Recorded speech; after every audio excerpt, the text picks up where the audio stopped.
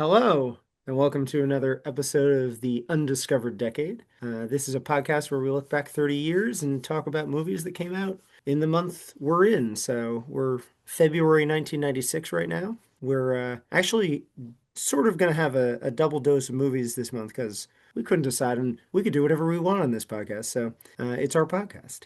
We have a spinner wheel. We're going to be talking about a movie that, if it shows up, that is called Mary Reilly. But first, we're going to see who's going to talk about this. And I gambled with who's actually going to talk. So where's the, Finn?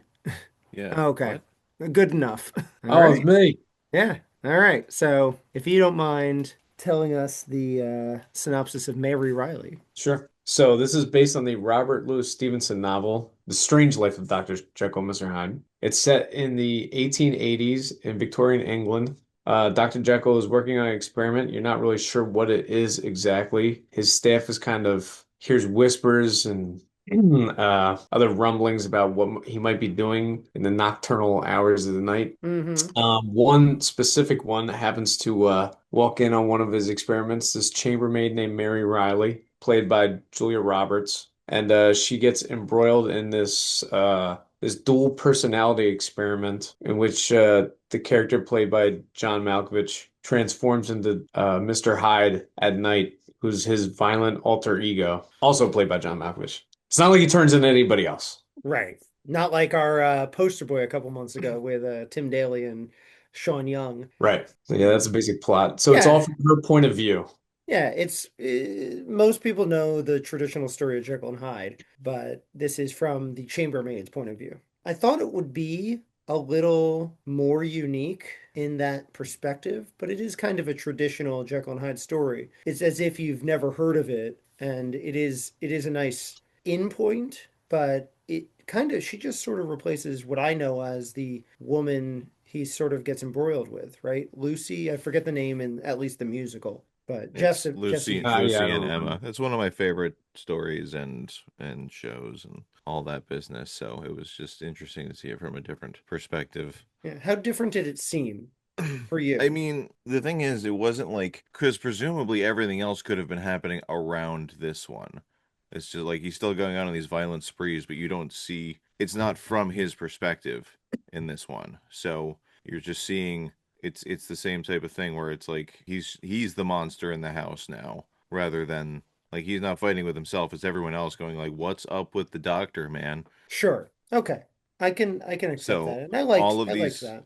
and because it's a housemaid, like that does keep it close to home, and it also it's an interesting take on like how someone like this would deal with his house staff while Mm, all of this is mm-hmm. going on. And that's where the mystery is. Like I think they sort of assume that you know the story of Jekyll and Hyde enough to kind of piece it together. I doubt there's anyone who watched this for the first time who's just like, "Oh my God, he's also Hyde." Okay. Yeah. Um, That's fair Right. enough. so, and in that sense, it was just, putting a fresher spin on it. That was a little bit of my worry about what was happening, that people were watching this and not knowing the story for the first time, like they were trying to hide it by calling it Mary Reilly, you know? Yeah. Like I haven't watched the trailer yet, as will put it in over what Cory's synopsis was, but it is interesting that he doesn't look quite much different. He just gets longer hair, loses the beard. His It's contacts are fine, different. Yeah, but it's there's a not lot the more physical grotesque. change. Yeah. Yeah, I actually kind of like that. It's more minimalist. I think when we actually see them transform at the end, it's kind of a faux pas, especially because it's early, well, like late 90s CGI and Yeah, it hasn't aged well. I guess we're in the late 90s now. Yeah. Yeah, it hasn't aged well. Yeah. Yeah, Kind it's of a looks little. like Quado out of Total Recall. Yeah, that's true. It's not League of Extraordinary Gentlemen quality yet. Yeah. And I think that's what people have come to assume is going to happen. You're going to Hulk out instead of, have a Clark Kent sort of transformation. Right. Yeah, like So, he actually became more attractive when he was Hyde. yeah, Like I he looked think younger and fitter. yeah, because he shaved, his hair was longer and a different color. It was Kempt. Very, yeah. Whereas as Jekyll, he just looked like a haggard professor who'd seen too much. I was gonna say, and he never explicitly gives his rationale for doing the experiment, but you can probably guess that it's almost like a Ponce de Leon found a youth serum for him.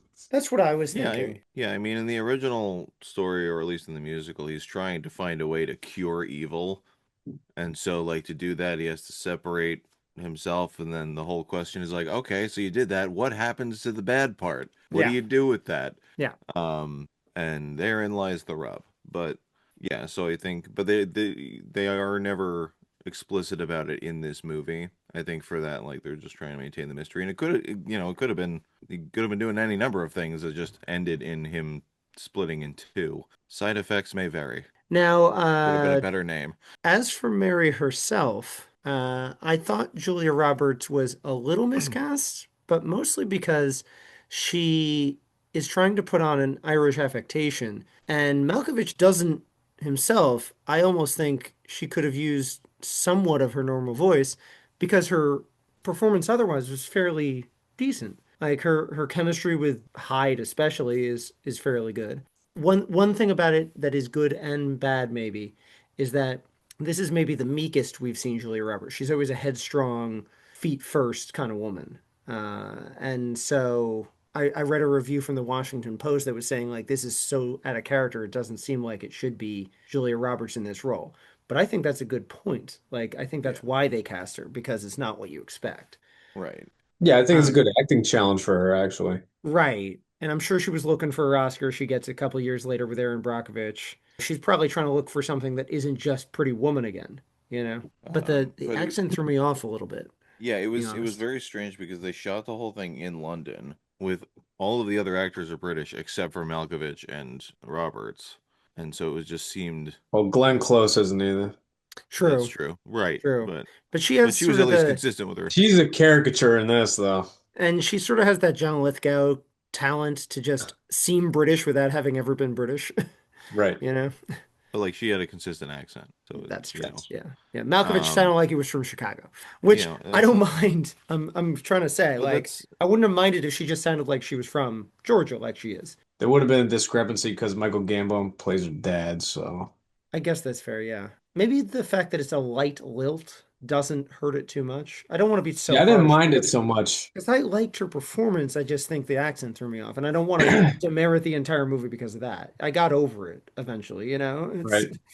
It's it not. was and it wasn't even necessarily her fault either. It seems like they didn't quite know what to do with her. Hmm. Because how do you have? Because the whole thing moved very slowly. The whole interaction of a housemaid falling in love with the professor, but also falling in love with his assistant, who's actually also him. Like it seemed like a lot of that was getting lost because she was just being so small and stoic most of the time. So I don't know if that was a directing thing or if it was, I don't know. It felt off. That's not to like diminish her performance or anything because it was still a lot. There were some fairly, intimate moments. Yeah, I'm trying to think, is the pace what's throwing you off? Like I didn't necessarily mind It was the pace, leisurely, but but I The didn't mind pace that so much. and also it might have been the makeup too because I was like, why does she have no eyebrows? That's Well, she's supposed to be although pasty and malnourished, man. yeah, she almost that's died when she was a kid, you know? She's been Yeah. shoved in a closet her whole life, that is I true. guess. That is true. Yeah, and she got rat bites so that Malkovich could use his Gene Simmons tongue on him. Yeah. I do. That was a whole other that subplot. I I like, really you know don't. what?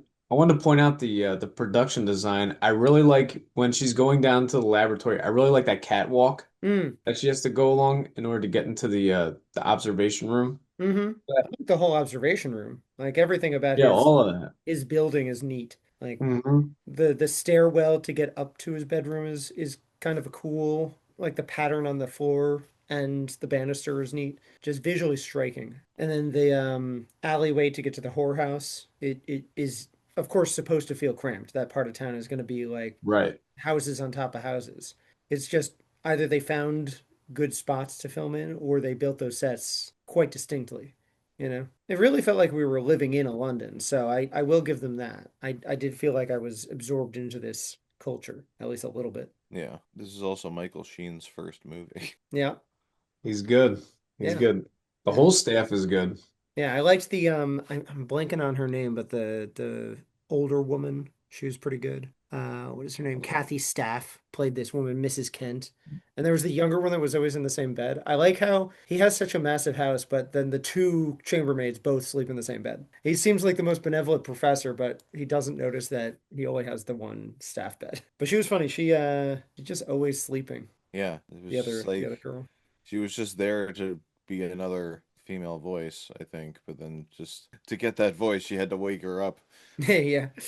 I sort of It's wanted interesting more because interaction with those other staff members, like the head of the household, Mr. Poole. Pool. He's the one that you really see other than those like Michael Sheen and Kathy Staff and such, but it would have been nice to see him be meaner to them but focus on her. Like he almost takes an immediate liking to her and she's new and so they're all a little jealous, but they don't really show him being mean to the other ones. It was just, is she a new fancy toy or is it I thought it was the exact opposite because he was about to fire her a few times, and then the yeah. professor saved her from being fired. Well, Poole is. That's what I mean. But Yeah, we get the sense that he assumes the professor doesn't like her. And is yeah, he yeah. jealous of the shiny new toy? Is it? I don't know. There just weren't a lot of scenes where Malkovich is interacting with, say, Gallagher, the other girl. And maybe that So, lent itself to the glacial pace. Like you're just anticipating every next step with Julie Roberts rather than I also think that yeah. Stephen Frears doesn't allow for much levity in this, so mm, that kind of gloomy misery porn can be oppressive at certain times. maybe that's what it is. It felt a little clammy, which I Mhm. guess that's what he wants, you know? I will say, because most of the other versions of this story were set in like, I think the last adaptation was maybe the 50s or 60s. This one's more unflinching than those other ones. Like you actually see him like kick this little girl to death and then pay off the family. Uh-huh. Didn't expect to see that in this. Yeah. Pretty Yeah. brutal. This was apparently more accurate to the book too. The ending was a lot more in tune with what originally happened in the story. But it's funny because quick sidebar on the casting thing because it was as we were watching this, I'm like, you know what would have been great in this? Winona Ryder. Well, And fun as it fact. happens, right, exact. I'm looking The it up Innocents. now, and apparently Tim Burton was supposed to direct this, so of course she would have been in it. But then there was some fallout with Ed Wood, so he like left the project Yeah, entirely. they delayed Ed Wood's release, so he was still editing and then he lost the chance to direct this. Yeah, so So then it it seems shifted to like Wow, Frears. we covered two potential directorial efforts by him because he was also supposed to do Cabin Boy Yeah. and Well, dropped out of that for Ed Wood. we'll finally get to him at the end of this year because he it. gets Mars Attacks next instead. Some people say is an Ed Wood movie.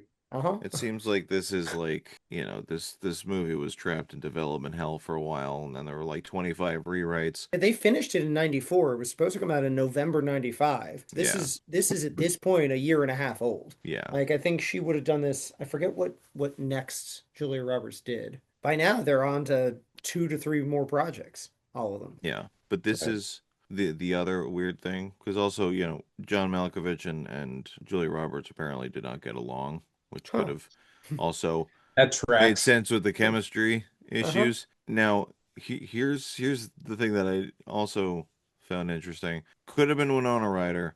Was Julia Roberts. Do you know who Julia Roberts beat for this? Uma Thurman, He, allegedly. he had an affair with her, didn't he? Who? Malkovich. Oh, For I didn't know that. I'm pretty sure during Dangerous Liaisons, I'm assuming. Okay. He was married Interesting. to Glenn Heddy and they got Huh. divorced because he had an affair with her. Interesting. I saw that he had Let been me married to confirm that before we put that out there. well, I saw that he was married to Glenn Heady. Oh, like we Headley. fact check. You What we don't want said a wrong. litigious Malkovich on you, okay? Yeah, yeah. I did notice that. And it is funny because Dangerous Liaisons is directed by Stephen Frears. It has Malkovich and Glenn It was Close. Michelle Pfeiffer. I Okay. apologize. Okay. Well, it would have been funny if the three of them were supposed to get back together for this. It would have made All right. sense. Yeah, Director Stephen with Frears Uma had, Thurman was supposed to be Daniel Day-Lewis though yeah. at the beginning. So Although at that point the studio had Al Pacino in mind, and now oh, I I want missed an that. Al Pacino Dr. Jekyll movie. Maybe Like now, in maybe not Instinct. You now. already saw that in the No, no, Devil's no. Advocate. Right now. Go get on. Guy can barely stand up. You want him to do? Yeah, he basically sits in all his movies now. Well, those dream casting would have been good. I do think this works fine. I don't think that Tim Burton would have worked with this script Mm. No. Yeah, Christopher Hampton is because too it's actually, austere to be yeah, quirky.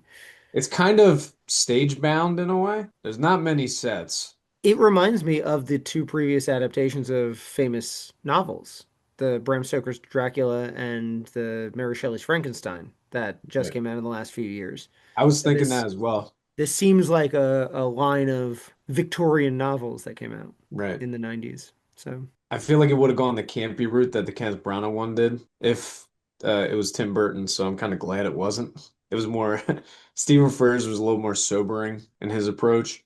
yeah. Did you know he had to make three different endings for this film? Apparently, the studio had disliked his ambiguous ending. They had to recraft an ending. They tested it with audiences. They liked it even less.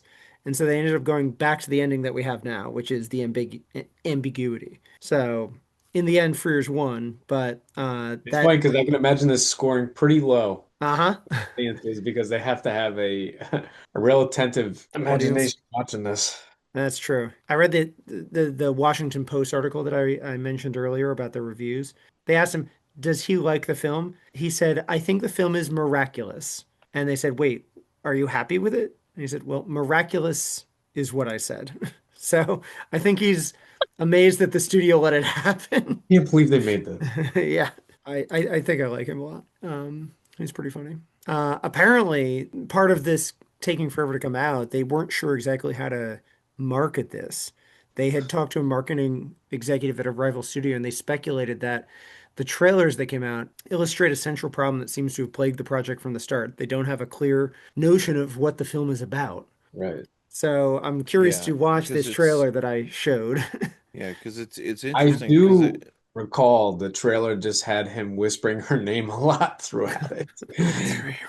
It's like just saying Exactly. it You're in not even, that's not even a joke. That's what it sounded like. it's like a Bloody Mary thing. Well, it's interesting because, like, yeah, it seems like a cool script, but then you're like, do you lean into the fact that it's a Jekyll and Hyde story, or do you hide that until you're halfway through and it's like, oh, I know what's going on? It would have been an interesting.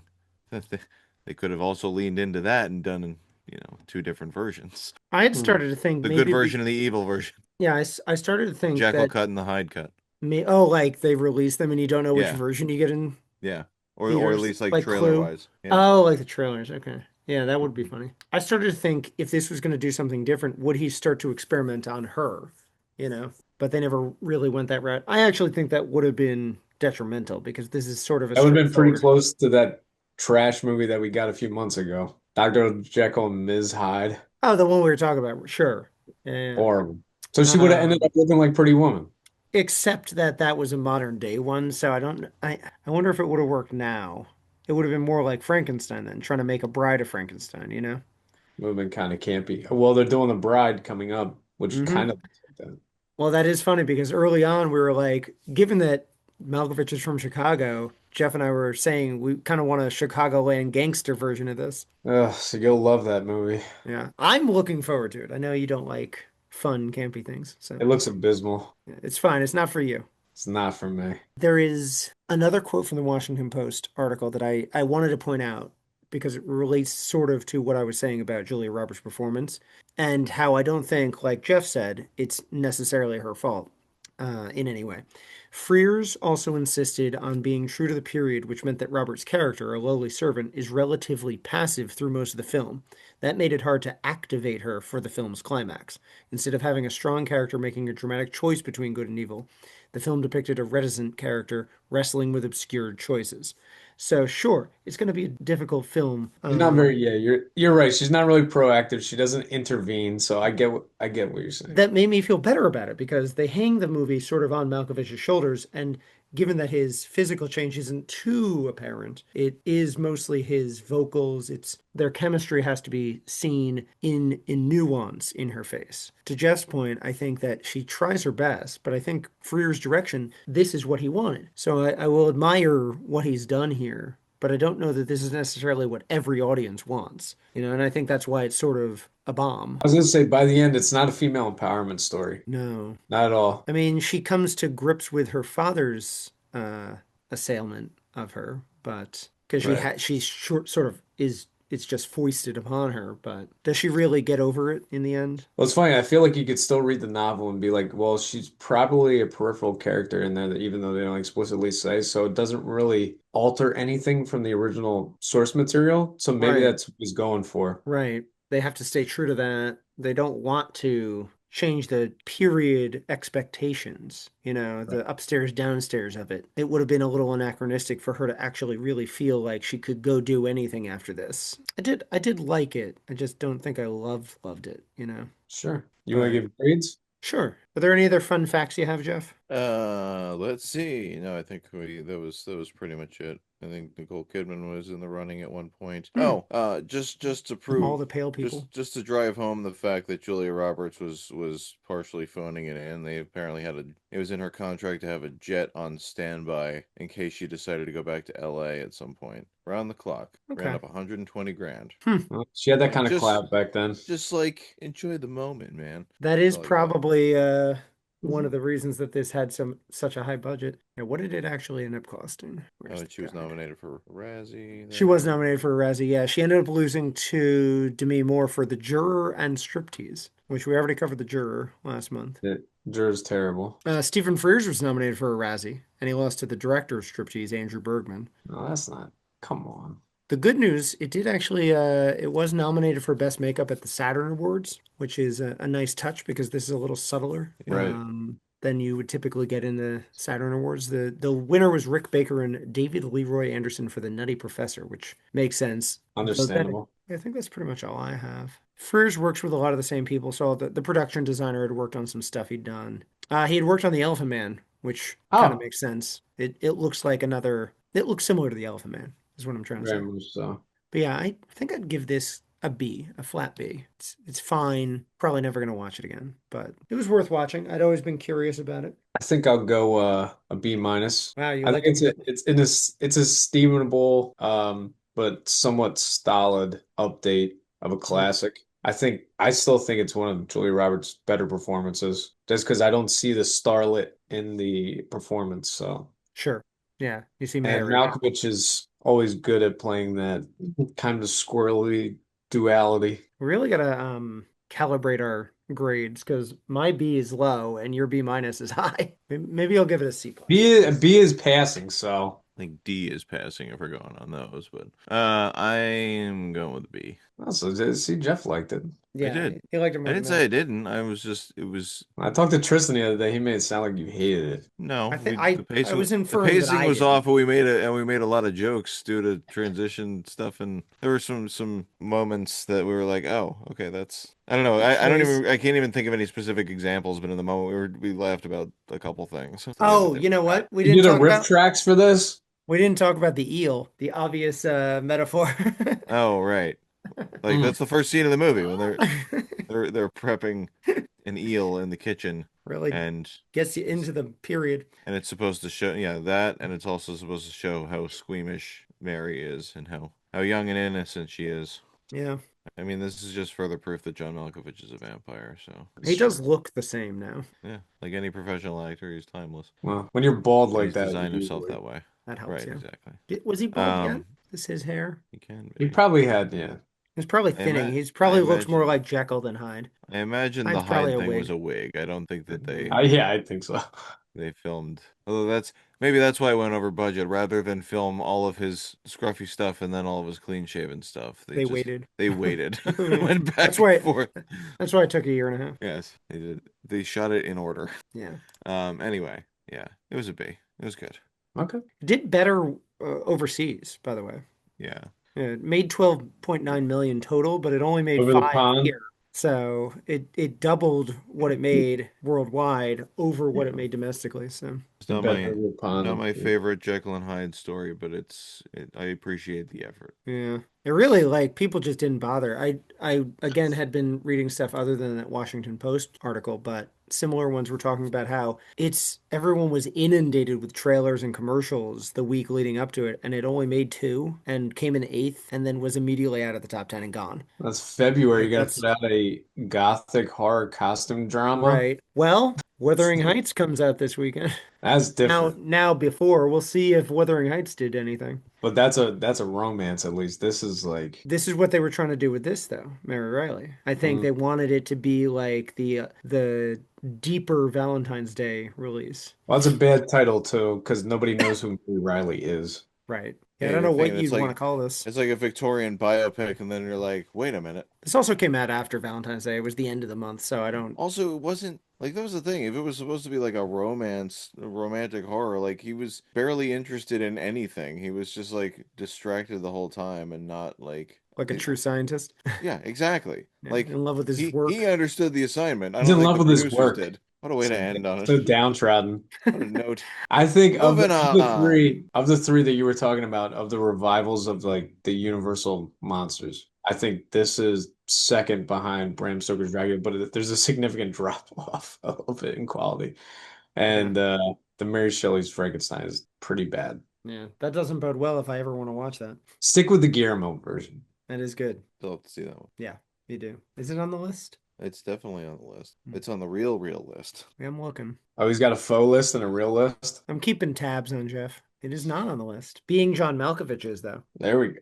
We've been trying every week to get together and watch a movie. So whether it's a Hmm. podcast one or something else, so we're doing pretty well getting through our stuff. So I'm actually on Jeff to see what he says he's gonna see. Anyway, what else came out back in February 1996? A sitcom star made their leap to the big screen in the excruciating romantic comedy Mr. Wrong, starring Ellen DeGeneres and Bill Pullman. Did I make you watch this again? Yeah, I forgot to actually watch I it. had.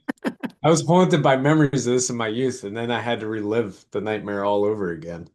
First of all, she does like a female Bob Newhart shtick that I don't think exactly translates to the screen. Not Hmm. for an extended period of time, maybe in sitcom format. And this movie's desperately trying to be like a dark comedy, but they put like there's a lot of slide whistles and like the score is constantly telegraphing that it's a comedy. Bill Pullman's embarrassing. They have, even from the beginning when he's supposed to be kind of charming, they have zero chemistry, and that Hmm. has nothing to do with her sexual orientation. They just have zero Or chemistry. or the Mr. Wrong of it all. Right. Yeah, this movie's terrible. And I don't think she's actually, other than Finding Nemo, she probably hasn't done a good movie. I don't know what else she's done, to be honest. She did Goodbye Lover in the late 90s. She also did Ed TV. Yeah, that's not that So great. maybe her going to a daytime talk show was probably the And best career choice she could have made. yeah, and the funny thing is, the things we hear about her now is like maybe that's why she never really got a career. I can't imagine how the sets were on Mr. Wrong and Ed TV. I don't know. Yeah. Hmm.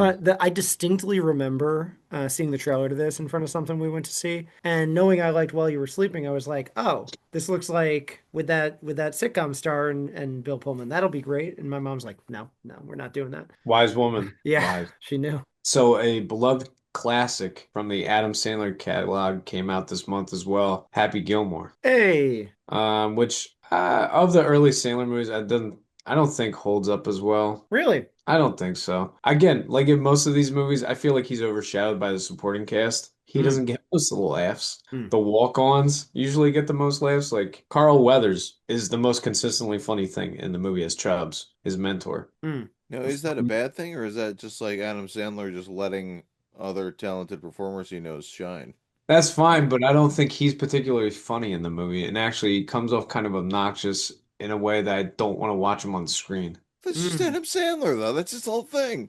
I Yeah. just don't think he's that funny. Did you like Billy Madison, which we talked about last I year? do like Billy Madison. I do think that's better, But I but think it's because it's a little more off kilter. It's not as formulaic. Like this is a very prosaic sports comedy. You know mm, exactly where it's going. sure, but is that to the point of sports comedies or is that Adam Sandler? I want I to think defend this one because I think both. it's one of the better versions of this type of movie. And in Adam Sandler's career, one of his better films. Mm, But he does sort of do the same thing in every film. I will give you that. the man-child shtick was wearing thin on me. Mm. And I he's think only like like three That, movies deep at that point. yeah, that's his whole bread and butter. He's still doing it 30 Yeah. years yeah, later. it's enough already. Yeah, They made a sequel to it. I know. He's That was better than Jay cool. Kelly. I'll tell you what, it's better than the sequel. I'll give it that. Wow, that's easy. Are there any Adam Sandler movies you like? Because I just saw Big Daddy and it's not too bad. Big Daddy's okay. Billy Madison's good. Mm-hmm. I remember liking The Wedding Singer. Mm-hmm. That's not bad. After that, there's a huge drought. Yeah. I never saw The Waterboy, and that's the one everyone seemed to like the most. I hate The Waterboy. Yeah, I'm dreading it because I don't think I'm In gonna like it. fact, I guess when we get to it, I can talk more about it. But I was a big Sandler fan, and then me and my friend Danny went to go see The Waterboy, and people were laughing uproariously. It was packed theater, and I think we turned to each other and we weren't laughing. We were like, I think I just outgrew Adam Sandler. I think my maturity level just isn't at the same as his. I think Yeah, we're not the target demographic for this anymore. yeah. That's when we lost our innocence that day. That's what did it. The That's Waterboy. what did it. Yeah. Hey. Oh well, So I guess you could say that Adam Sandler sparked my puberty. So I was like, yeah, it's over. over. For me, it was Laura Dern, but go on. Fair enough. Maybe it was Fairuza Balk in that movie. Uh, I just love Jeff's face during that. John Woo's second American effort came out this week or this month. Broken Arrow, Ooh, I which tried to is find this and it isn't on anything, so I would have had to rent it. it's a fun white knuckle action movie where I think it might have been Travolta's first foray into playing a villain. It's him and Christian Slater. I think Christian Slater's a little bit miscast. Oh yeah. I was kind of he's better at playing like smarmy instead of sincere. So him playing like I don't see him as an action hero. You know what I mean? This also gave Howie Long a taste for acting Oh, that's a mistake. because after this he would do Firestorm, Yeah. which nobody remembers of me. I remember it. I I never like the saw it. I movie as never a guilty saw it. pleasure, but it's not good. No. But yeah, it's got all the John Woo trademarks that you want. It's got the doves. Hell yeah. It's got the slow motion. Hell yeah. It's fun. Okay. What else would you want from a movie like this? There's two better apparently. That's true. Demi's Beautiful Girls came out this month. This was another option for us. Yeah, and it's good. It's good. There is a kind of grotesque Lolita subplot in it that doesn't age well I'm glad at we all. didn't do that then. Yeah. Okay. Well, Natalie Portman's in it, right? Yeah, And that's this she's is part after of it. Leon. Yeah, so I don't know why she was being objectified and sexualized at that young of age. It's kind of gross, but other than that, it's a really good ensemble piece. What's the actual Um, plot? so the plot is that Timothy Hutton comes back to his hometown in Massachusetts after being a jazz pianist, kind of struggling, and he's on the verge of getting engaged, and he meets up with all of his hometown buddies on the eve of their high school reunion. Ah, okay. It's got really good juicy roles for Michael Rappaport, Matt Dillon. Also, the good thing is it's not an echo chamber where it's all from the men's point of view. There's a lot of scenes of the women Well, that beautiful they're girls. dating. Yeah. Rosie O'Donnell has a really good role in the movie. And I've she's heard got a that. really good monologue about how cover girls and pinup models are deluding all these women into thinking that they're the baseline. Hmm. And they're also hoodwinking men into thinking that all women should look like that. It's a really good monologue in the movie. Yeah. Did Ted write this too? No, it was actually Scott Rosenberg, who I've heard the had name. previously done Things to Do in Denver When You're Dead. Cool. Yeah. Okay. It's got a wry, witty script. Yeah. I wonder if this is on anything. I gotta see it someday because I want to see all Natalie Portman's movies, though now I'm a little worried about her subplot. I mean, it doesn't, it's hinted at and they bring it up. Actually, they make a joke about it because at one point he's drunkenly confesses, like, oh, I wish she was like of age. And Mm-hmm. then uh, the next morning he goes to talk to Michael Rappaport. He's like, yeah, I know all about you, Jerry Lee Lewis. And he's like, oh my God, he tell you about that? Be glad I'm not going into Traitors discussion. Right. Yeah. Oh, I know. I know Yeah. all about it. He turned out a little psychotic. Well, we spend that much time with Woody Allen and Spike Lee. Yeah, I guess he's two of them combined. It's weird. Yeah. But I think you're going to agree with my number one. I think we all are. Yeah. So my number one is the first feature film from Wes Anderson, Bottle Rocket. Have you ever seen Bottle Rocket, Jeff? Again, yes, with you. Oh, really? Okay. I don't know. Or maybe Yeah. just with the other nerds I went to college with. I don't know. What about Yeah. Pat? I think Pat showed it to us, is what it was. It might have been, well, no, I think I saw Rushmore with Pat. That's what it Yeah. was.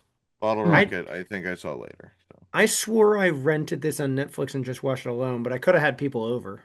It would have been during college, so that would make sense. I mean, watching that movie makes you feel like you're watching a movie alone. 'Cause you're Hmm. like, oh, that's. I seem to recall enjoying it though. Yeah, I think I liked it. I You like saw him it. much That later. It's was less, Anderson's first thing, right? yeah, it's Cutting his less teeth. arch than his other movies would be, less arch and formalist than his other movies. Yeah. He hadn't found his style yet. He became And the thank God. dioramist later. Yeah, thank God he hadn't found his style yet. He hadn't drained all humanity from the film yet. Jeez. All right. I thought we liked his later films too. Some of them, Did you not like Phoenician Scheme? it's fine. Okay, yeah. You thought I hated it the other day. Yeah, I don't know why I thought that. It's not as good as Asteroid City, Asteroid City's great. but yeah, Bottle Rocket I think is a good calling card. It brought the Wilson brothers to cinema.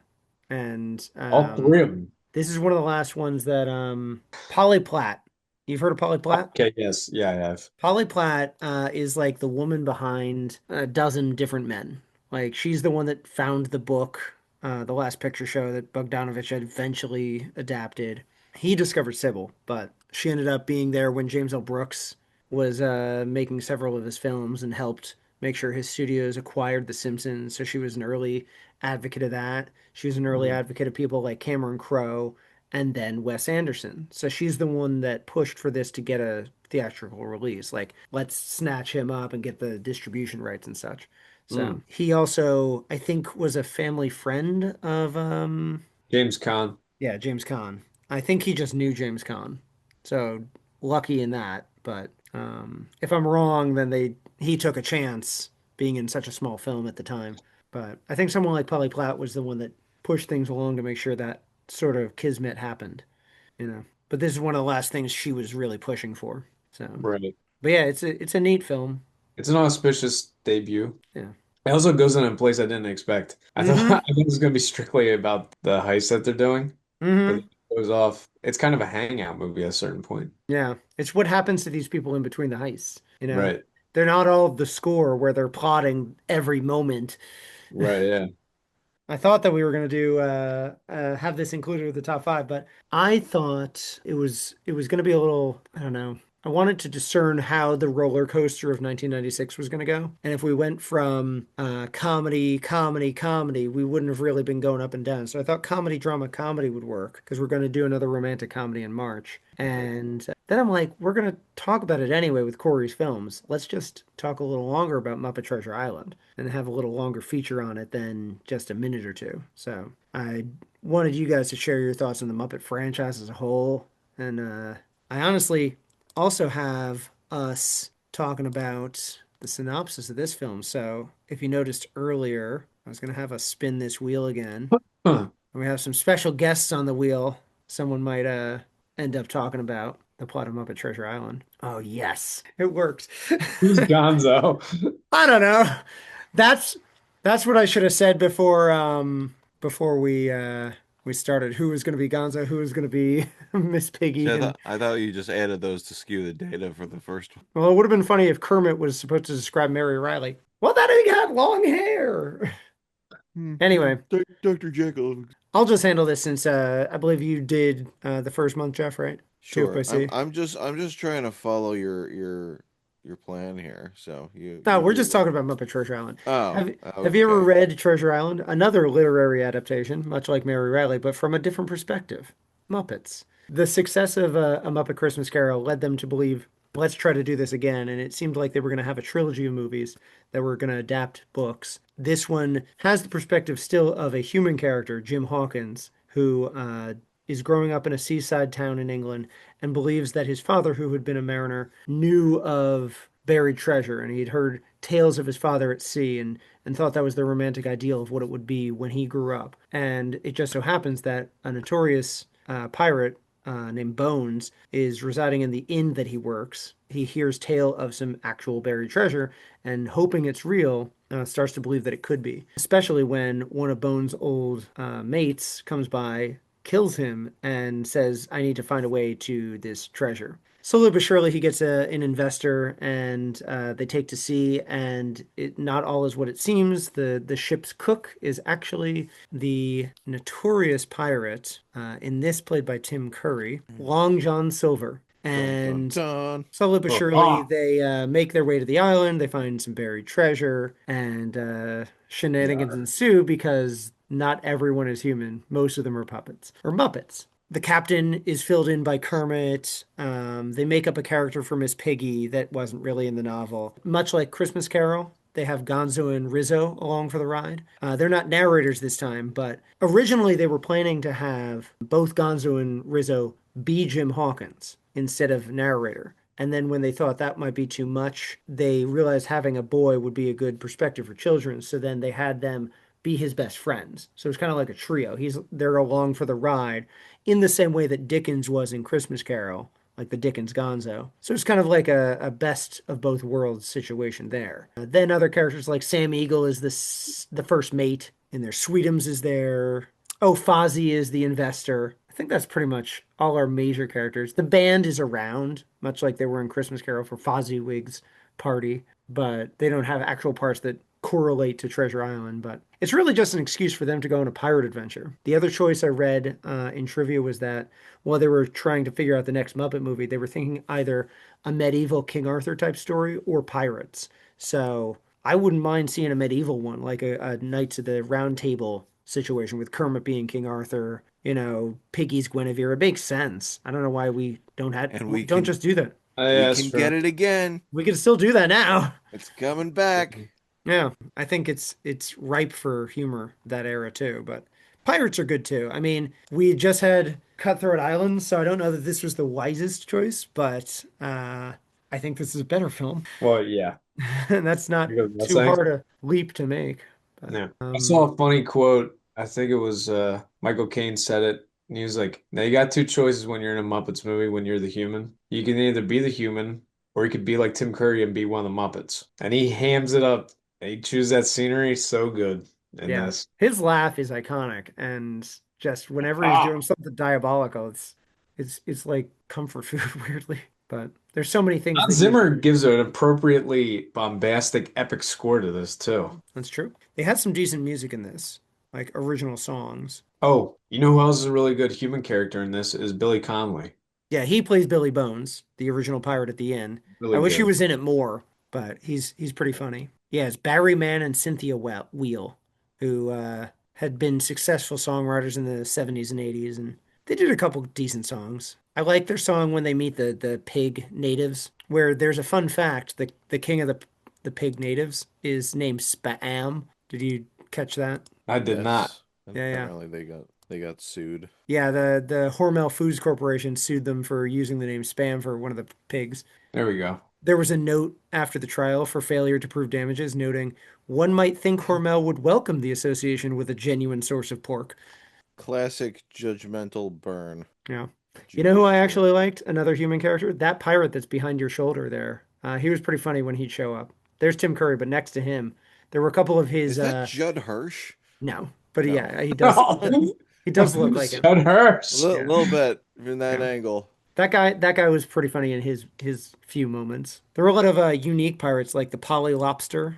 I liked that. Yeah, I didn't love this when I was a kid. Mom and I went to yet another one of those summer in Edison would have like the dollar deal movies. So we went to see this in the summer and it was a newer release at the time instead of one of the old ones like Homeward Bound would be showing. We got there late. We thought like many of the other ones we would be one of the few people in the audience. So we'd have a pick of the seats. And because this was newer, we didn't anticipate it being completely packed. So when we got there, the only seats were the front right. So I watched this movie like this the whole time when I saw it in theaters, and it was Okay. not comfortable. So I chalked it up to that's why I didn't love the movie, and that's the case. Because watching it here, this is where Jeff and I rewatched Muppet Treasure Island, and it's there's a TV over there, and we were able to lay back on the couches. Jeff has two, so It's a more comfortable viewing much, experience. and I could see everything straight on instead of There we go. like looking up Tim Curry's nostrils. So Could have done it's without those chicken wings though.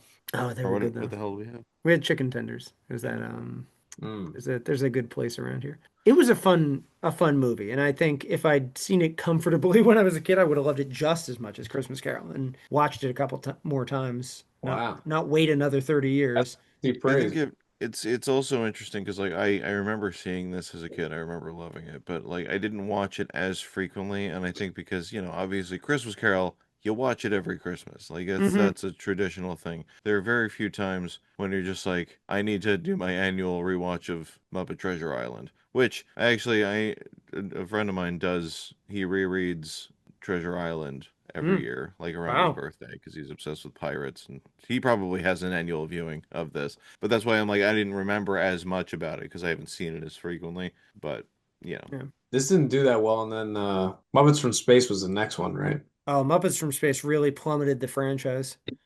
Hmm. That's the see that thing. one I think I remember loving, but then that's because I'm a Oof. sci-fi dork, so Yeah. you know. This made 10 million its first weekend and then only made it to 34, which is not very good. So it kind of Oh, bombed as well. It came in second place. The best new film of the week was Mr. Wrong. Or no, it topped Mr. Wrong. It was the best new film. I think God. I forget what was number one that week, but it was still in for a while. Maybe it was Broken Arrow. Probably, probably. It might have been whatever was big in January because I think this was earlier in the month. Yeah, it was February 16th. So this was Valentine's Day weekend. So this was for the families that weren't going out for anything romantic, which I don't know that Mr. Wrong or City Hall were very appropriate. It topped Happy Gilmore, Oh, surprisingly. wow, that's shocking, actually. But just barely. Interestingly enough, they both made 10,112,000, but Happy Gilmore only made five more dollars, and No Muppet way. Treasure Island made 833. It beat Happy Gilmore by $828. Good Lord. Yeah, that's a little close. I don't Favorite see that. I don't song? see that happen with box office that much, where they're that close. Do you have a favorite song? I mentioned that Boom Shakalaka thing with the pig natives I liked. I like the Cabin Fever song. That one's good. Yeah, that one pops out every now and then. Sailing for Adventure wasn't that bad. That's like to get you in the mood. Right. It's pretty good. Shiver Me Timbers was okay. Something better is that Kermit looking at the North Star and Christmas Carol song, like I'm wishing for better times. It's Right. okay.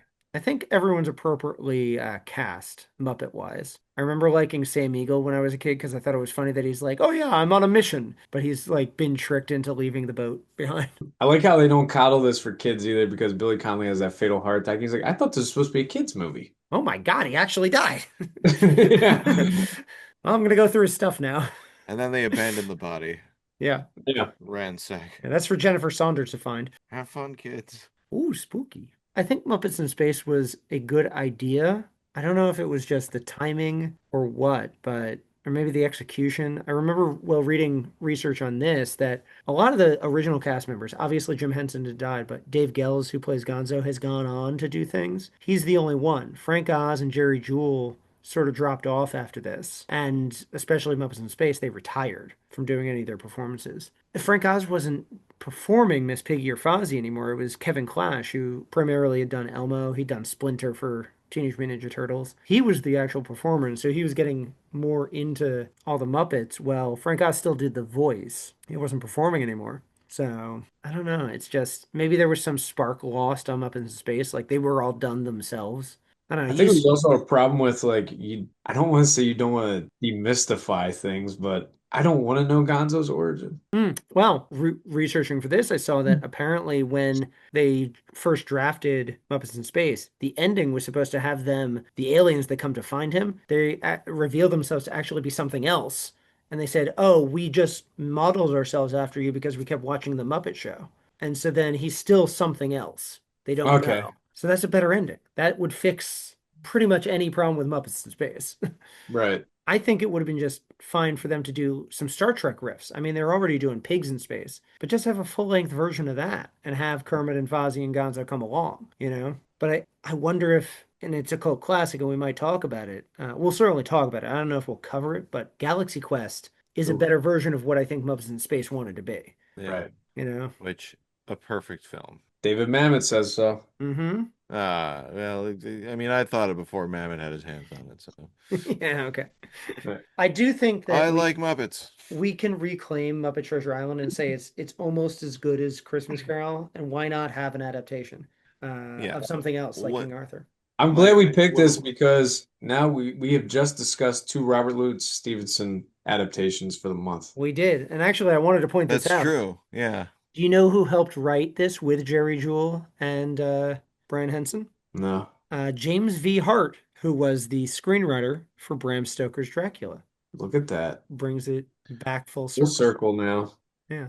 Also, one of my favorite memes surrounding this movie is, the comparison between why Muppet Christmas Carol and Muppet Treasure Island are so good, respectively, is because Michael Caine treated the Muppets as fellow actors, and Tim Curry treated himself as a fellow Muppet, Right. and just like leaned into the absurdity of it all. I wasn't paying attention to what I said I earlier. know. He said it earlier too.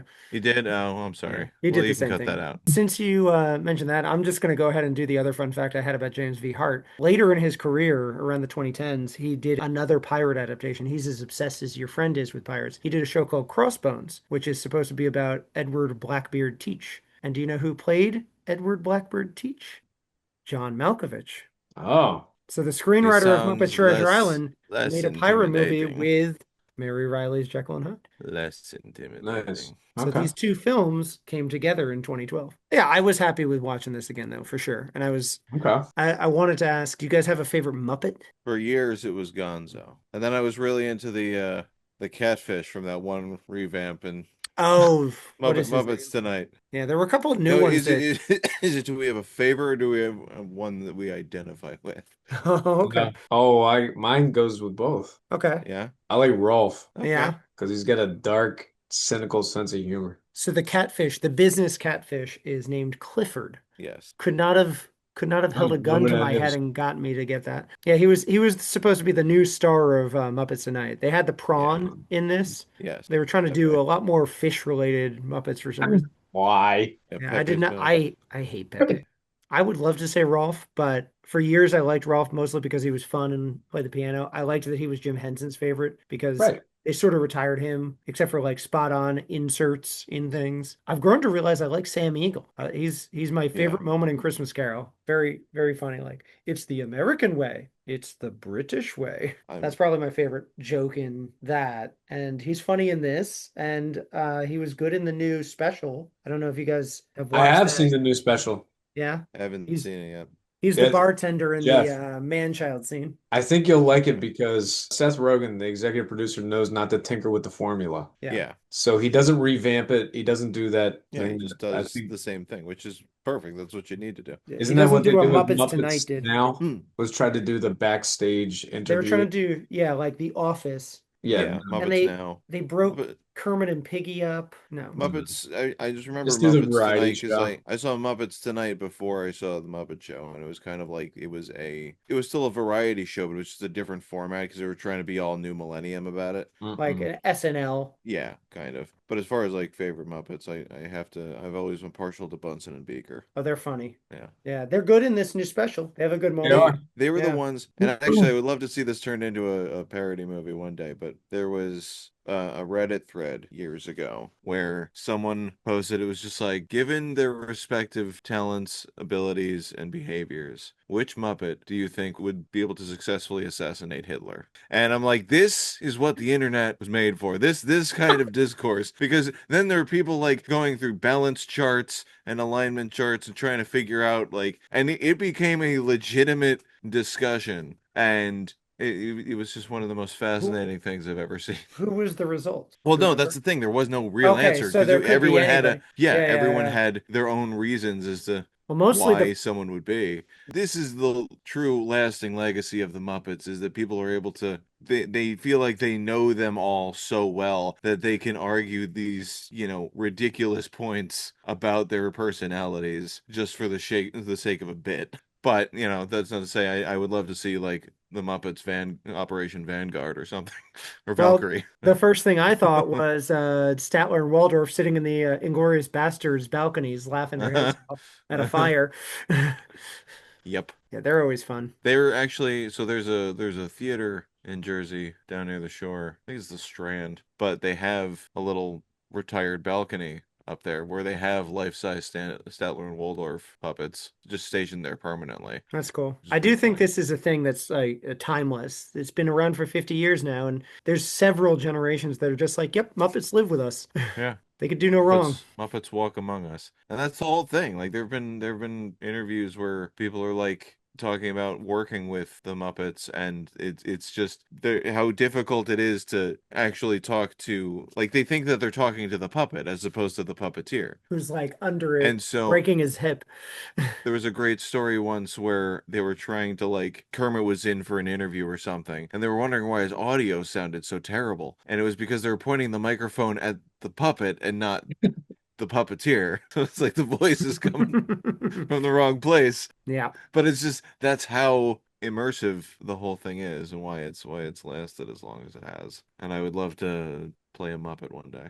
So To we're on his top of that. to his credit, Brian Henson, well, not necessarily needing to take up the exact mantle that his father had, his specialty was the special visual effects. And so I think I don't want to say perfected them, but he came up with several of the more interesting effects that allow you to believe Kermit's real, like blowing out the candle in Christmas Carol or like the underwater stuff. That was Jim, but like Yeah. he took up that kind of special effect mantle. So I appreciate that. And I think he helmed these two ships well, at least. Maybe not the third, but It's better than Happy Time Murders. We know that. yeah, his career's kind of gone now. Yeah. Yeah, he got it out of his system, and he doesn't have to do every Muppet thing. Seth seems like a good I captain. mean, Seth's another, along the lines of Tim Curry. He's a Muppet. He's a real life Muppet.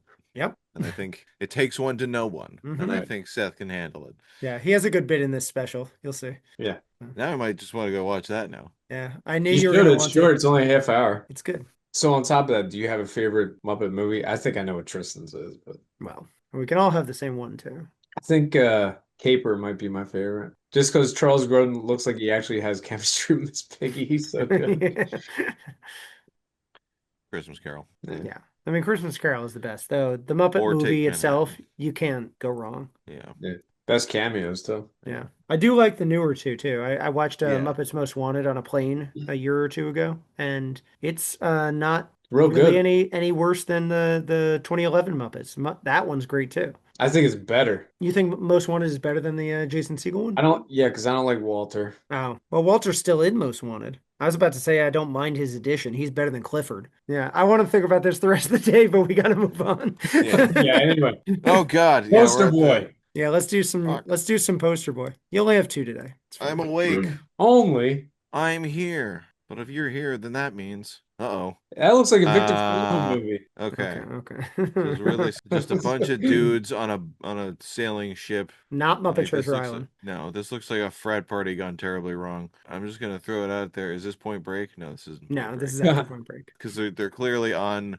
I can't tell if that's just a wall of ice or if that's where the how the thing formatted when you were doctoring the photo. They can't be in too cold of a. Oh my God! There's a screaming face. Screaming face, yeah. Is Screaming that how it face. looks for That's the real poster. This seems like a prequel to All Is Lost. True. It's I don't just think you're gonna know this film per se, because this is one of probably Ridley not. Scott's lesser films in a way. Yeah. But mostly I don't I'm even know. gonna Isn't try and figure out if you know who that is. Like is take a that closer Sean? look. The only one that I can kind of name is that Sean William Scott in the front of it. No. No, he wasn't Uh, around. I don't know if and you what's the know. and Paul Walker? Is he on the boat? No, I don't think any of these guys Then are I don't know well any of these known. people. Yeah, Well, but no, he might know one of them. I mostly want you Is to it know the main guy, this guy in the background. the kitty cat? Freaking cat. He's obviously the older one. So I want to say this is like Saving Private Ryan Bro edition, where Is they're it like set during World War they're II? I going actually they're don't know going anything. out. There's No, a it's dude. not. Their friend got flew overboard. They were just having a bros weekend, right? And then one of their buddies fell overboard during the most raucous game of beer pong that's ever been played in the history of the universe. Okay. And they don't realize because they're all wasted. And then 2 days later, they're like, "Hey, where's Brian?" And then they jump back. They're like, "We gotta go get him." And then they get in a smaller boat for some reason just to make it look intimidating. They sail their way there despite there being no wind because they're all just blowing on the sails, just pure bro force to go try Uh-huh. to find this man who's been screaming 12 hours, almost drowning in the Atlantic. And that's my pitch. Give me $4 million. So it's perfect storm, but like not. Yeah, it's perfect storm, but there's no storm. It's just a bunch of idiots Yep. getting drunk on a yacht. Yeah, it's I Crypto think I prefer to Bros. watch that. yeah. Yeah. What's your tagline for that? Tales from the Crypto Bros. That's your name, yeah. They would probably be like Man Overboard. I don't know. Yeah. Which is just a Kurt Russell movie. That makes sense. Overboard, right? Yeah, Overboard. Yeah. Yeah. What would be your tagline for that? For that, no bro left behind. Yeah, okay. I Yep. forgot to edit it out of the pig and the cat versions. No man left behind. The strongest will in nature is the will to survive. Their names are not Goodwill all hunt. Will. Goodwill hunting too. Yeah, literally has to find Will. So, Goodwill at sea. before I reveal his name's at the top, who is that man screaming? I want to say Paul Newman No, is you'll the be closest you won't be facially too that blown away he's by who it is. screaming. You should know who it is against all odds. The guy's got a crazy heart. Jeff Bridges. Oh God. Yeah, that's why I said blown away. He said against all odds. Okay, yeah, I lost. Both of those were lost on me. Yeah, we're always gonna pun in if we can. Yeah, So we can. now that you know, what's the actual plot, Corey? All right, so it's set in 1960. Okay. He plays a captain of this voyaging ship, the Albatross, that takes on preparatory kids and teaches them how to sail. Yeah, I would not name my ship that. Coming of age story. And that's it? Yeah, Then what basically. happens? Coming of age, they're all different. They They're get all st fucking they get old. stuck in a storm. Okay. There's your Okay. hint for what this is actually called. Is it weathering the storm? Is it something? Is it some storm pun? It's not a pun, it's just the name of a storm. Any port in a storm?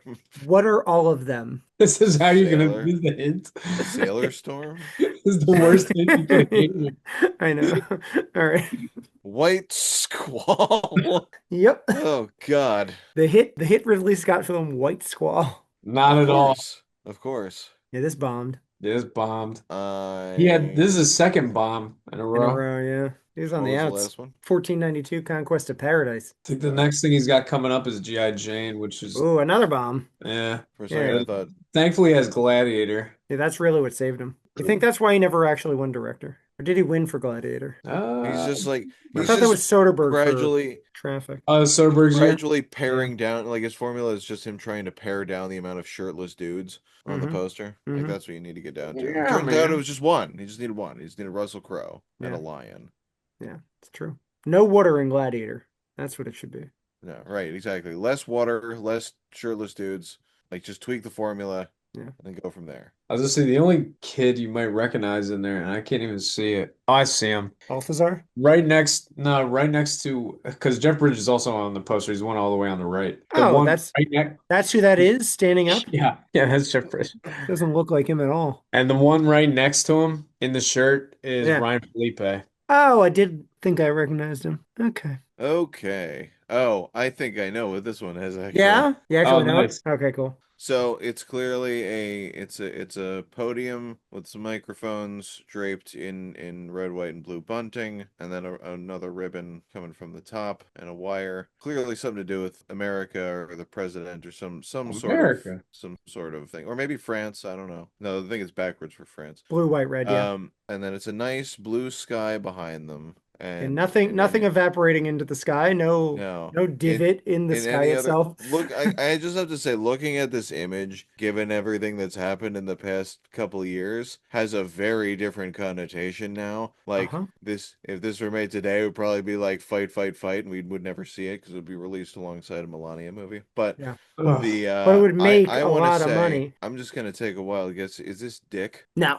No. No. That That's comes out in 99. Yeah, 99. Oh, okay. Yeah. Good guess, All though, right. based on That's it's a good movie, though. Yeah. Yeah. Who knows? We might cover that. So Yeah, that is a little underrated these days. wow. Then okay. See if you know it too, but Well, just based on this, because there's literally nothing here. I understand you Well- wanted to say made today. What would you do if you wanted to make a political movie? No, it's literally I would go somewhere between Man of the Year and some other more comedic. And I figure this is comedic just because of the bright sunny day. And Mhm. also I saw a little thing toward the bottom there of the Mr. Lorne Michaels production. Oh So yeah, and now Fred I'm trying Wolf. to remember. But it still doesn't mean anything to me because I don't know all of those. That would have helped, wouldn't it? Okay. Let me see if this helps. Okay, there he is. I believe this is the one and only Chris Farley falling from That's the right. sky. I True. wanna Who's say his this- friend? Probably the still great David Spade. Uh-huh. Yes, sir. And I want to say is this Tommy Boy? No. No, it's how the dare other you? Black Sheep. We just Black had Sheep. to. Yeah, the other Black one. Sheep. Yeah, I'm like it's one of the two. Yeah. Yeah. The Now, lesser of the two. it's obvious if you hadn't known somehow, there's one in every family that should have led you to Black Sheep, right? Yes. What would you come up with a premise for this if you didn't know the plot of Black Sheep or even had a title? If you just had this, Anything would be better than what the actual plot is. yeah. So I want to get you some bonus points. Like, Nice. okay, we got Tommy Boy. That did great. David Spade and Chris Farley are coming back. We want to do a political comedy. What happens?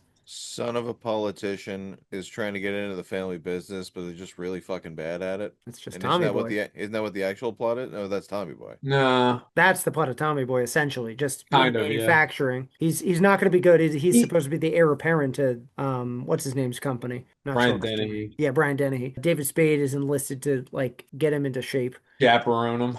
Yeah. Gotcha. Now this one, do you want me to tell you the plot? Or do you want to guess one still? I'm trying Or to. try to come up with one Yeah, I just mean, based on the obviously, poster? it's something like, the worst wing. It's something to do with politics, and if he's not the actual politician, they're both political strategists, or like one of them is a commentator, and maybe Spade is like trying to give him inside information. He keeps blowing his cover. Yeah, I think that's Um, I, That I sounds sort of better. I sort of wanted to take a stab at myself actually, because I don't know the plot of Black Sheep other than the brief thing you said. And so what I would come up with from this poster is something like The Worst Wing, where David Spade is like the screen yeah, speechwriter. Farley is the one he's a popular actor. He's going to be up for election in like a gubernatorial race or something, maybe in California, and shenanigans ensue. He can't do anything, but then it becomes like a what's the name? Cyrano de Bergerac situation where he wanted to be a politician, but no one cared about his stuffiness, Spade. And so he writes everything for Farley so he can actually run the thing behind the scenes. right. You put way more thought into the script So than the actual script. David Spade is Stephen Miller, basically.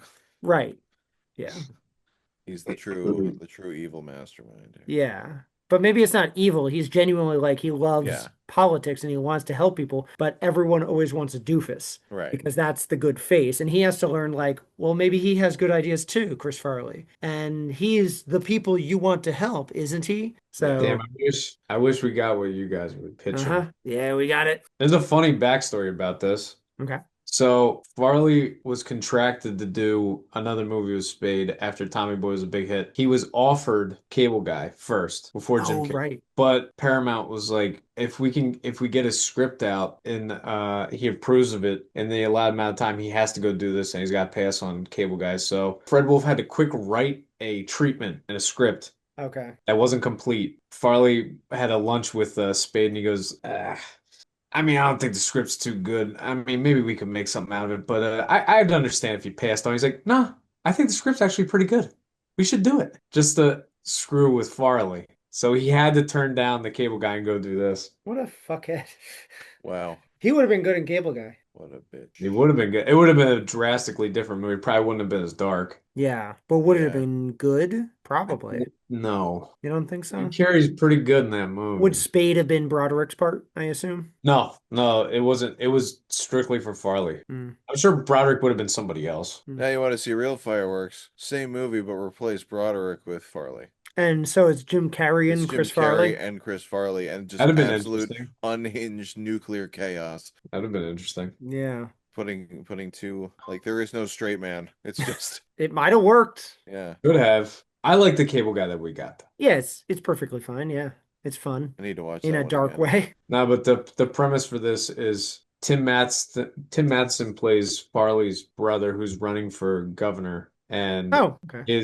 Farley is campaigning for his brother, and they need a wrangler for him because he's always getting into mishaps. So Tommy Boy. they get the political aide David Spade to like kind of whisk him away for the election. Not a great plot. It's bare bones and it's basically Yeah. Tommy Boy, but in politics. It's just a lot of pratfalls on Farley's part. Classic. Spade isn't his usual sardonic self. Who's the Chris Farley of today? I'm trying to cast our version because I want to make this now. We can bring both sides back together. I don't know if there is one. I Bobby think it was Jonah Moynihan. Hill for a while, but he's Bobby weird Moynihan. now. Yeah. Uh, He doesn't have yeah. this. No, he doesn't I have mean, the Think star about a caliber. bad guy. it's not Bobby Moynihan's pretty close. He's not as funny. He wasn't as unhinged. Who's unhinged? We need some cocaine. Actually, you know what? I would say the new Chris Farley's probably Rob McElhenney. Pretty close. Or Charlie Day. Charlie Day. Yeah, Charlie Day's the weirdo that you don't know what he's the wild card. Yeah. Yeah. Actually, you get Charlie Day and then give Glenn Howerton the spade part. Right. Yeah. Yeah.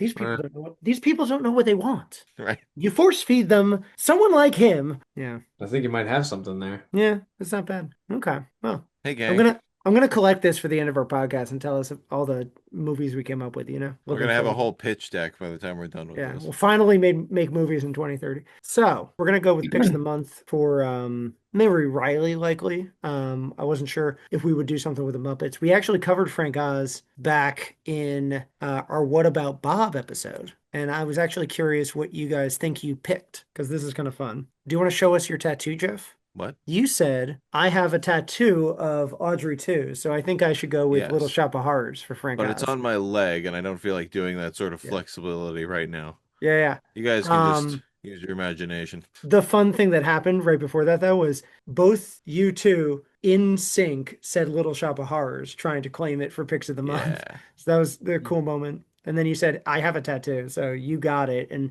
Cory ended up going with Dirty Rotten Scoundrels. I figured that one. I picked Bowfinger. Jimmy went with Indian in the Cupboard, which we ended up using for Poster Boy a couple months ago. Those are all good movies. Yeah, so it is good to remember what we did for a couple of these episodes. But since we did that, we already talked about our favorite Muppet. I figured maybe we could go with Julia Roberts or John Malkovich, unless you want to do favorite Tim Curry. We never had any of his. It's funny with the Yeah. last time we had Yeah. Tim Curry was technically for Hunt for Red October or Congo. We covered Ernie Hudson for that, and then Julia Roberts was Pretty Woman, but we didn't do either of them in that same episode. So Okay, let's do Tim Curry. yeah, Okay. we all love Tim Curry. Jimmy's favorite because Oh, I don't mind. he said he was scared of Tim Curry for some reason. I forget what. Pennywise. I'll text him. I don't know. I'll text him what his favorite Tim Curry is. I can tell you what mine is. Yeah, what's that? Legend, where he plays Darkness. Somehow his personality permeates through the makeup, and the makeup's fantastic in that movie. Yeah, I've never seen it. Should check it out. That's a good Ridley Scott movie. Dare I say great. Underrated. I think I know what yours is gonna be. Yeah, what can you guess? I haven't even looked at the list yet. I'm texting Jimmy. I think I have a clue where yours might be. Huh. He was the voice Oh, of is it Clue? Lemony Snicket in the Yeah, I think it's Series Clue. of Unfortunate Events video game from 2004. Interesting. Yeah, so he replaced Jim Carrey. No, he was just like no, because Jim Carrey played the villain No, character. as Neil Patrick Harris played that. Yeah, well, they both did. Jim Carrey played it in the movie version. Neil Patrick Harris did it when they did the series, like the TV series. But Lemony Snicket is the author slash narrator, and so that's who Tim Curry played in the video game. Huh? My God, there's so many. This man. Oh yeah, he does. I mean, you haven't- can't. You gotta Prolific. get into the guy. He was also Nigel Thornberry. Yeah, Yeah. I think it was Fern Gully that Jimmy was scared of. He didn't like Hexus. I don't remember. Yeah, Fern. I get oh, that. fuck. Yeah, Fern Gully gave me nightmares. If he because doesn't get of back that. to me, I'm giving him Fern Gully. Fine. I Still like going. Clue, but I think my favorite thing he did, Oh my God. I don't know. He was in Superhuman Samurai Cyber Squad. That's it. That's the one I liked him in. Yes. What?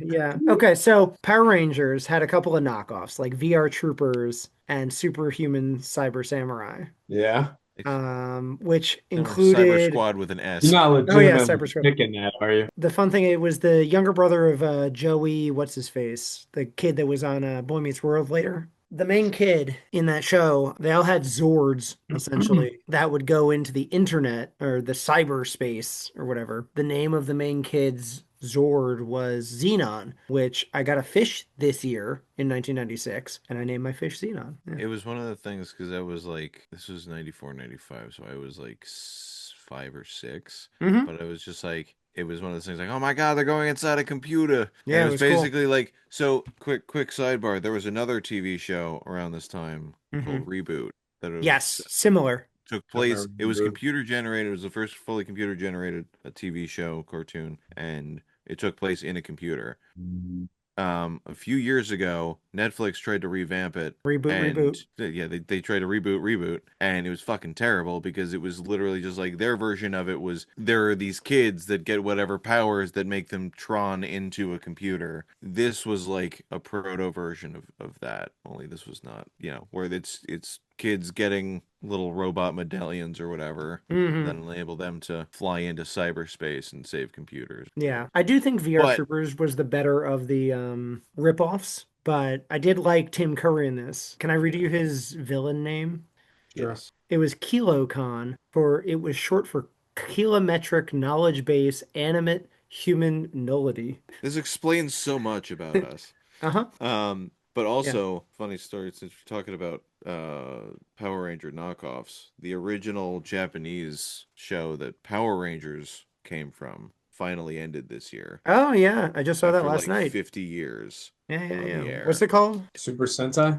Yes. Do you want to go with superhuman, whatever it's called? You Huh. can. No, I you was can if you want. What would you go with otherwise? Nigel trying to Thornberry? figure that out. No. Superhuman Samurai I Cyber actually, I Squad. actually was not a fan of the Wild Thornberries, but yes, I'm gonna go with Superhuman Samurai Cyber Squad. Because I would actually go with what I was about to, the Three Musketeers. I really liked his Cardinal Richelieu, the one that Uh, has Oliver Platt and Charlie Sheen and stuff. Chris O'Donnell, yeah, he's a pretty good villain. That was a solid movie. For voice roles though, he wasn't a totally huge part of cast. it, but I really liked him as Taurus Bulba in the pilot episode of Oh, Darkwing Duck. great episode. Yeah, that's probably the first thing I heard or saw Tim Curry in. Well, those are all good choices. June didn't get Is back to also me in time, but I'm sure if he does, then I will change from whatever I will change to whatever is actually in here right now from Fern Gully. What are we going to talk about next month? Oh, we are actually getting into, much like Wes Anderson had his debut film. Is this the No, it's first not. film? Oh, okay. Well, this is Monkey Spanking film. the Monkey was his debut film, his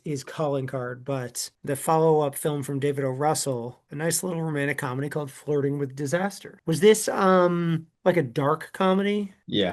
Because I know I Heart Huckabees is a little off kilter. Three Kings is a little off kilter. Then he gets into kind of more standard fare when he has his comeback with Silver Linings Playbook, The Fighter. But he started making his calling card with these black comedies. So Flirting with Disaster is kind of getting to the mainstream for him with Ben Stiller and is it Jenna Elfman? No, Patricia Arquette. And Taya Leone. That's who I'm mixing Jenna Elfman up with. I'm excited to see this because I was a big David O. Russell fan in his early days until I found out he was such a shithead. Can't deny his directing ability, but we can separate the artist from the work too. So Yeah. this will be a fun topic to tiptoe around. I wonder if there's any fun set stories from this one. Oh, Jesus. Either way, it'll be fun to talk about Ben Stiller and Patricia Arquette, given I just finished season 1 of Severance. Oh boy, I wonder if love that. this is where he cast her from.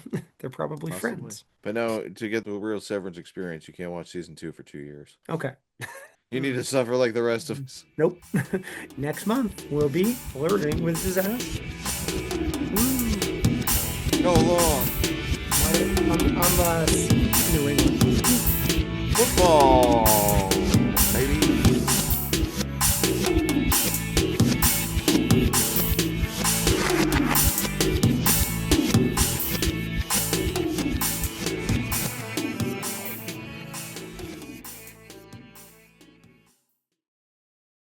Go Birds. Wait. Better birds. Oh, What, go my, ahead. my cinematic sexual awakening? Yeah. Sean Sean Connery as Merlin. beating up Miss Piggy. That's I Merlin. hope Yes, they're that's it. twice. Because I can put two and Yeah. two Good. together. It's bird time. The avian era.